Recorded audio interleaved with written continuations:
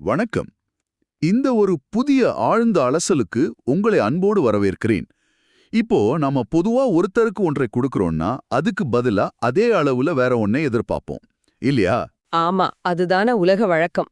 ஒரு சின்ன பொருள குடுத்தாலும் கூட, இதுக்கு ஈடா எனக்கு என்ன கிடைக்கும் அப்படிங்கிற ஒரு கணக்கு நம்ம ஆழ்மனசுல ஓடிட்டே இருக்கும். கரெக்ட். ஆனா ஒரு மனிதன் தன்னிடம் உள்ள அனைத்தையும், அதாவது எதையுமே மிச்சம் வைக்காம கொடுத்துட்டு ஒட்டுமொத்த பிரபஞ்சத்துக்கிட்ட இருந்தும் எல்லாவற்றையும் திரும்ப பெற்றுக்கொள்ளும் ஒரு வியக்கத்தக்க பரிமாற்றம் நடந்தா எப்படி இருக்கும்?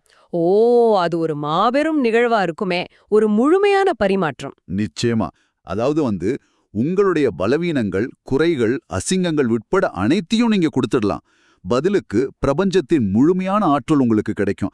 இந்த ஒரு அல்டிமேட் எக்ஸ்சேஞ்ச பத்தி தான் இன்னைக்கு நாம ஆழமா பேச போறோம். ரொம்ப சுவாரஸ்யமான ஒரு தலைப்பு.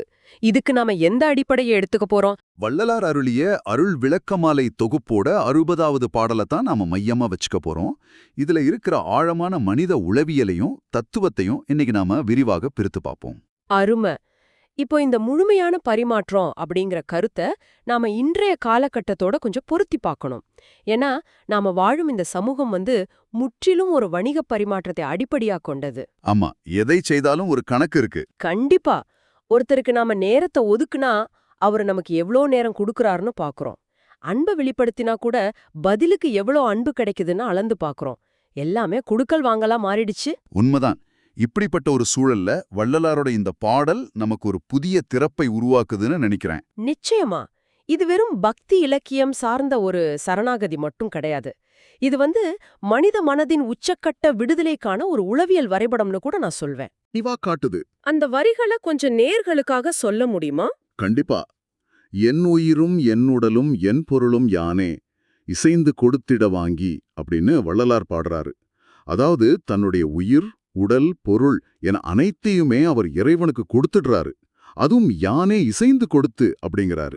அதாவது எந்த வற்புறுத்தலும் இல்லாம முழு விருப்பத்தோட தன் சுயத்தை ஒப்படைக்கிறார். இது ரொம்ப முக்கியமான ஒரு புள்ளி. ஆனா இதுல எனக்கு ஒரு சின்ன சந்தேகம் இருக்கு. நடைமுறை வாழ்க்கையில இத பார்க்கும்போது இது கொஞ்சம் ஆபத்தானதாவோ அல்லது ஒரு முட்டாள்தனமாவோ தெரியலையா? ஏன் அப்படி சொல்றீங்க? இப்போ யார்கிட்டயாவது நம்ம எல்லாத்தையும் கொடுத்துட்டா அவங்க நம்மள பயன்படுத்தி தூக்கி எறிஞ்சிடுவாங்களே. வள்ளலார் என்ன தான் சொத்துக்களை எல்லாம் எழுதி யாருக்காவது கொடுக்க சொல்றாரா? இதனுடைய உண்மையான அர்த்தம் என்ன? இந்த இடத்துல தான் நம்ம வார்த்தைகளோட நேரடி அர்த்தத்திலிருந்து வெளியே வரணும். அதோட உளவியல் ஆழத்துக்கு போகணும்.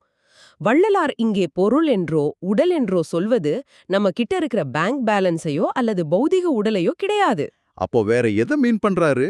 அவர் சொல்றது இது என்னுடையது அப்படிங்கிற அந்த உரிமை கொண்டாடும் தன்மைய, அந்த ஒரு அகங்காரத்தை மனிதர்களாகிய நாம எப்போதுமே ஒரு கற்பனையான சுமைய சுமந்துகிட்டே இருக்கும். ஆமா, என் அடையாளம், என் செல்வாக்கு அப்படின்னு ஒரு பெரிய வேலியை நமக்கு நாமே கட்டிக்கிறோம். கரெக்ட்.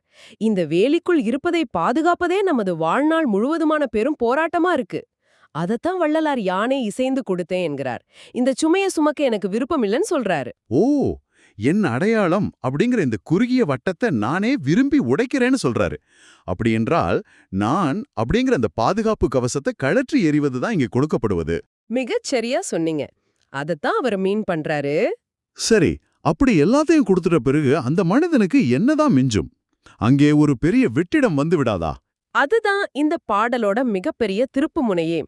இதுல ரொம்ப சுவாரஸ்யமான விஷயம் என்னவென்றால், அவர் எல்லாத்தையும் கொடுத்துட்டாரு, அதோட அவர் ஒரு சூனிய நிலைக்கு சென்றுட்டாருன்னு நாம நினைக்கலாம். ஆனா அது அப்படி இல்ல. அப்போ அடுத்து என்ன நடக்குது? அடுத்து வர்ற வரியில, இட்டதன் பின் மகிழ்ந்தே தன்னுயிரும் தன்னுடலும் தன் பொருளும் எனக்கே தந்து கலந்தனை புணர்ந்த அப்படின்னு குறிப்பிடுகிறார். அப்படியா? அதாவது பக்தனோட இந்த அர்ப்பணித்து பார்த்து அந்த பிரபஞ்ச சக்தி ரொம்ப மகிழ்ந்து தன்னுடைய அனைத்தையும் பக்தனுக்கே திருப்பி கொடுத்துடுதா? முடியும். இது ஒரு மாபெரும் பிரபஞ்ச அளவிலான பண்டமாற்று முறைன்னு சொல்லலாம். இது எப்படி இருக்குன்னா, நம்மகிட்ட உள்ள ஒரு சிறு துளி நீரை கொடுத்துட்டு பதிலுக்கு ஒரு மாபெரும் கடலையே சொந்தமாக்கிக் கொள்வது போல இருக்கு. ரொம்ப அழகான ஒரு ஒப்பீடு. அந்த பாத்திரத்தை உடைச்சிட்டா அது தன்னை சுற்றியுள்ள பெருங்கடலோடு ஒன்றாகிடுது. தன்னை இழப்பது என்பது சூனியமாவதல்ல, அது பிரபஞ்சமாக விரிவடைவது. இத கேட்கும்போது எனக்கு இன்றைய தொழில்நுட்ப உலகத்தோட ஒப்பிட்டு பார்க்க தோணுது. ஒரு சாதாரண கம்ப்யூட்டர்ல உள்ள சின்ன ஹார்ட் டிஸ்க்ல கொஞ்சம் டேட்டாவை வச்சுக்கிட்டு அதை அழிஞ்சிடக்கூடாதுன்னு நாம ரொம்ப பயந்து பாதுகாப்போம். ஆமா, அதுதான் நம்முடைய அடையாளம்னு நம்ம நினைப்போம். ஆனா அந்த ஹார்ட் டிஸ்க் அப்படியே ஒரு எல்லையற்ற கிளவுட் நெட்வொர்க்கோட இணைச்சிட்டா என்ன ஆகும்? ஓ, நம்மளோட டேட்டா அந்த கிளவுட்ல கலந்துடும். கரெக்ட். அதே நேரத்துல அந்த பிரம்மாண்டமான கிளவுட்ல உள்ள அளப்பரிய டேட்டா முழுவதுமே நமது கம்ப்யூட்டருக்கும் சொந்தமாகிடும் இல்லையா? ஒரு சின்ன எல்லையுள்ள விஷயத்தை கொடுத்துட்டு எல்லையற்ற ஒரு ஆற்றலை பெறுவது போல இருக்கு. வாவ், மிகச்சரியான ஒப்பீடு. அந்த ஹார்ட் டிஸ்க் கிளவுடோட இணையும் போது லோக்கல் கம்ப்யூட்டர் எது, மெயின் சர்வர் எதுன்னு எந்த எல்லையுமே இல்லாம போயிடுது. டேட்டா சுதந்திரமா பாய தொடங்குது. கண்டிப்பா. இதத்தான் ஆன்மீக தளத்துல அத்வைத்தம்னு சொல்வாங்க. அதாவது இரண்டற்ற நிலை. கொடுப்பவர் பெறுபவர் என்ற ரெண்டு வேறுபட்ட அடையாளங்கள் அழிஞ்சு இரண்டும் ஒன்றாகிவிடும் ஒரு மாயாஜாலம் அங்கே நிகழ்கிறது. அதனாலதான் வள்ளலார் கலந்தனை புணர்ந்த அப்படிங்கிற வார்த்தையை பயன்படுத்துறாரா? ஆமா, அங்க எந்த இடைவெளியுமே இல்ல. நீங்க உங்க அகங்காரத்தை கைவிடும்போது பிரபஞ்சம் உங்களை மூழ்கடிப்பதில்லை, மாறாக அது உங்களுக்குள் வந்து நிரம்புகிறது. ரொம்ப ஆழமான ஒரு கருத்து. சரி, நாம இப்போ அடுத்த முக்கியமான கேள்விக்கு வரணும்.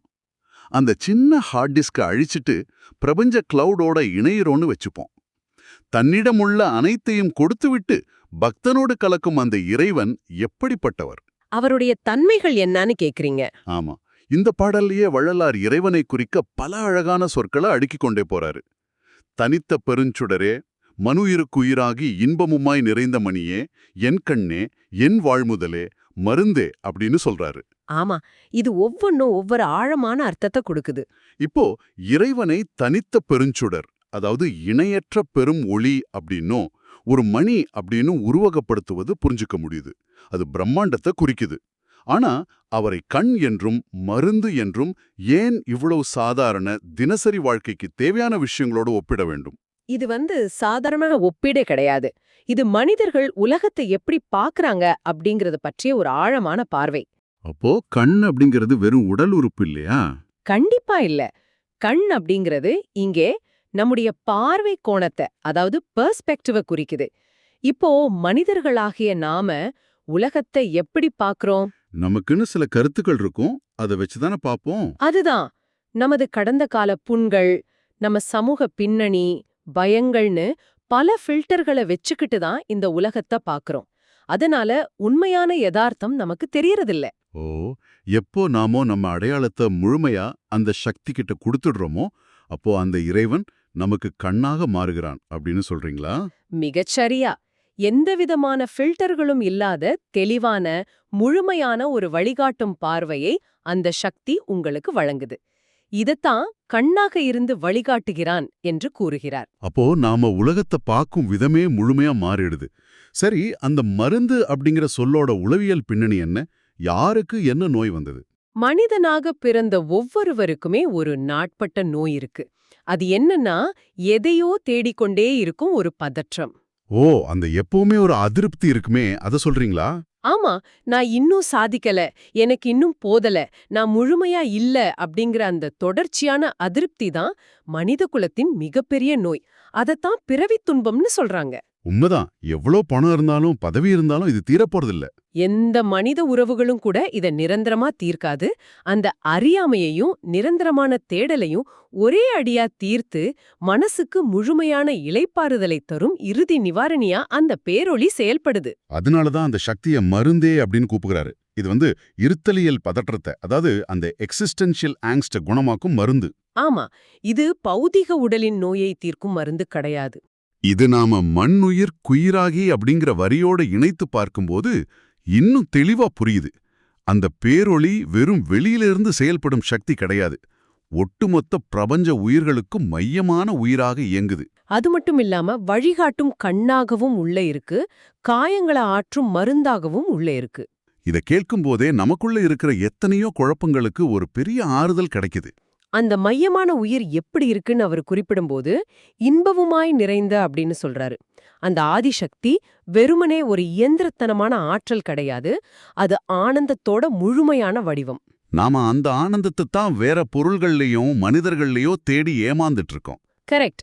ஆனா அது தங்களுக்குள்ளேயே வாழ்முதலாக, அதாவது வாழ்க்கையின் ஆணி வேறாக இருக்குன்னு புரிஞ்சுக்கிறப்போ தேடல் முடிவுக்கு வந்துடுது. இப்போ இவ்வளோ தூய்மையான ஒளி பொருந்திய மருந்தாக விளங்கும் ஒரு சக்திக்கு முன்னால சாதாரண மனிதர்களான நமது நிலையற்ற தன்மைகளும் குறைகளும் என்னவாகின்றன? இங்கதான் ஒரு பெரிய முரண்பாடு வருது. இதை நாம் ஆழமா விவாதிக்கணும். ஆமா, ஒரு சாதாரண மனிதனோட பலவீனங்களை நீங்க மீன் பண்றீங்க? கண்டிப்பா. நாம பயம் கொண்டவங்க, பொறாமையுடையவங்க. இந்த பாடலோட அடுத்த வரியை நான் படிக்கும்போது என் கண் முன்ன ஒரு பெரிய பிரம்மாண்டமான சித்திரம் எழுந்தது. மின்னிய பொன் மணிமன்றில் விளங்கு நடத்தரசே அப்படின்னு பாடுறாரு. அதாவது மின்னும் பொற்சபையில் நடனமாடும் இறைவனின் பிரம்மாண்டமான சித்திரம். ஆமா, அந்த பொற்சபையோட பிரம்மாண்டத்தை நினைச்சு பாருங்க. அங்க எல்லாமே தூய்மை, ஒளி, இருளுக்கோ குறைகளுக்கோ இடமே இல்ல. ஆனா உடனே அடுத்த வரியில, இந்த பாடலோட முத்தாய்ப்பான இறுதி வரியில ஒரு பெரிய அதிர்ச்சிய வள்ளலார் கொடுக்கறாரு. அந்த வரி என்னன்னு நேயர்களுக்கு சொல்லிடுங்க. மெய்யும் அணிந்தருள்வோய், என் பொய்யும் அணிந்தருளே அப்படின்னு ரொம்ப உணர்ச்சியோட கேக்குறாரு. இதை எப்படி நாம புரிஞ்சுக்கிறது? இத நாம ஒரு பரந்த கண்ணோட்டத்தோட இணைத்து பார்த்தா, இதுதான் இந்த பாடலோட உச்சகட்டமான தரிசனம்னு புரியும். ஒரு பொற்சபையில நடனமாடும் அரசன் விலைமதிப்பற்ற மெய்யான ஆபரணங்களை அணிந்திருப்பார். இங்கே மெய் அப்படிங்கிறது உண்மைகளை, தூய்மையான விஷயங்களை குறிக்குது இல்லையா?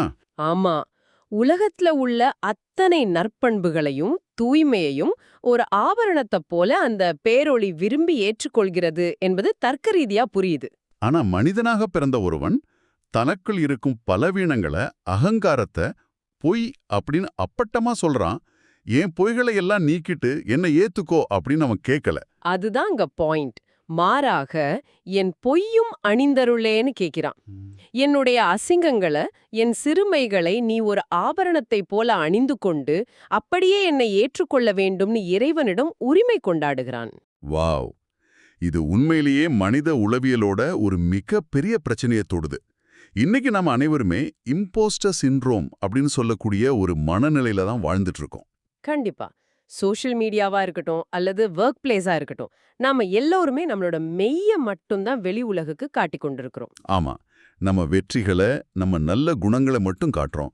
நம்ம கிட்ட உள்ள பொய்களை, அதாவது நம்ம தோல்விகளை, குறைகளை மத்தவங்க கிட்ட இருந்து ரொம்ப கவனமா மறைச்சு வைக்கிறோம். உண்மையை சொல்ல போனா நம்மளோட அந்த இருண்ட பக்கங்களை நாமே கண்ணாடியில பார்க்க பயப்படுறோம். இப்படி தொடர்ந்து ஒரு முகமுடியை அணிந்து கொண்டு வாழ்வது எவ்வளோ பெரிய மன உளைச்சல். ஆனா மனிதர்கள் தங்களிடம் உள்ள குறைகளை நினைச்சு ஆன்மீகத்திலோ அல்லது தன்னை மேம்படுத்திக் கொள்ளும் முயற்சியிலோ தயக்கம் காட்ட தேவையில்லைன்னு வள்ளலார் சொல்றாரு. தான் போறோம். ஆமா, நான் இவ்வளவு விரதம் இருந்தேன், இவ்வளவு புண்ணியம் செய்தேன்னு நம்ம மெய்களை மட்டும்தான் சொல்றோம். ஆனா வள்ளலார் அந்த முகமூடி அப்படியே கிழித்தெறிகிறார். என்னிடம் ஒளித்து வைக்க ஒண்ணுமில்ல, நான் முழுமையாக கெட்டுப் போனவன், என்னிடம் பலவீனங்கள் மட்டுமே இருக்குன்னு தான் ஒட்டுமொத்த இருளையும் வெளிச்சத்துக்கு கொண்டு வர்றாரு. இது கேட்கும் போதே எனக்கு கார்ல் யூங் சொன்ன தியரி ஞாபகம் வருது. ஆமா, உளவியலாளர் கார்ல் யூங் இதையே ஷேடோ செல்ஃப் அப்படின்னு கூறுவார். நாம எதை அசிங்கம்னு அடக்கி வைக்கிறோமோ அதுதான் நம்மள ஆட்டி வைக்குது. அந்த இருண்ட பக்கத்தை எப்போ நாம முழுமையை ஏத்துக்கிட்டு அதை வெளிச்சத்துக்கு கொண்டு வர்றோமோ அப்ப அந்த இருள் தம் பசத்தை இழந்துடுது. மிக சரி. வள்ளலார் தாம் பொய்களை இறைவனின் காலடியில் சமர்ப்பிக்கும்போது அவர் தான் அத்தனை மன அழுத்தங்கள்ல இருந்தும் முழுமையா விடுதலை பெறாரு. இது கேட்பதற்கே ஒரு பெரிய விடுதலையா இருக்கு. நமது பொய்களை கூட, நமது குறைகளை கூட ஒரு அழகிய ஆபரணமா ஏற்றுக்கொள்ளும் ஒரு பெரும் கருணை அங்கே இருக்கு அப்படிங்கிற உணர்வு ஒரு மனிதனோட தேடலையே அமைதிப்படுத்திடும். கண்டிப்பா. ஒரு குழந்தை எப்படி தன் மீது உள்ள சேற்றை பற்றி கவலைப்படாம ஓடிப்போய் தன் தாயை கட்டிக்கொள்கிறதோ அதைவிட பல மடங்கு தூய்மையான ஒரு உறவு இது. அந்த தாய் எப்படி அந்த சேற்றோடும் குழந்தையை முத்தமிடுவாளோ அப்படி தன் பொய்யையும் அந்த இறைவன் ஏற்றுக்கொள்ளணும்னு கேட்கறது எவ்வளோ பெரிய நம்பிக்கை. இதனோட அடுத்த கட்டம் என்னன்னா, எப்போ ஒருவன் தன் பலவீனங்களை மறைக்காமல் முழுமையா சமர்ப்பிக்கிறானோ அங்கே அவனுடைய நான் அப்படிங்கிற அகங்காரம் முற்றிலுமாக அழிந்து விடுகிறது. நான் நல்லவன் அப்படிங்கிற நினைப்பு இருக்கிறவரை அங்கே அகங்காரம் இருக்கும். கரெக்ட். என்னிடம் எல்லாமே பொய்தான்னு ஒப்புக்கொள்ளும்போது அகங்காரம் நிற்க இடம் இல்லாம சரிந்துடுது. அந்த அகங்காரம் அழிஞ்சாதான் நம்ம முதல்ல பேசிய அந்த பிரபஞ்ச பரிமாற்றம் முழுமையடையும். ஓ, தான் கொடுத்த அனைத்தையும் ஏற்றுக்கொண்ட இறைவன் தன்னுடைய அனைத்தையும் தனக்கே கொடுத்தானென்னு அவர் முதல்ல சொன்னதற்கும் இறுதியில் தன் பொய்யையும் ஏற்றுக்கொள்ளும்படி கேட்பதற்கும் உள்ள நுட்பமான தொடர்பு இதுதான். ஆமா, தன்னை உள்ளும் புறமுமா எந்த ஒளிவு மறைவுமின்றி முழுமையாக திறந்து காட்டுபவனுக்கே பிரபஞ்சம் தன் முழுமையான ரகசியத்தை திறந்து காட்டுது. ரொம்ப அற்புதமா இந்த தத்துவத்தோட முழு பரிமாணத்தையும் விளக்குனீங்க.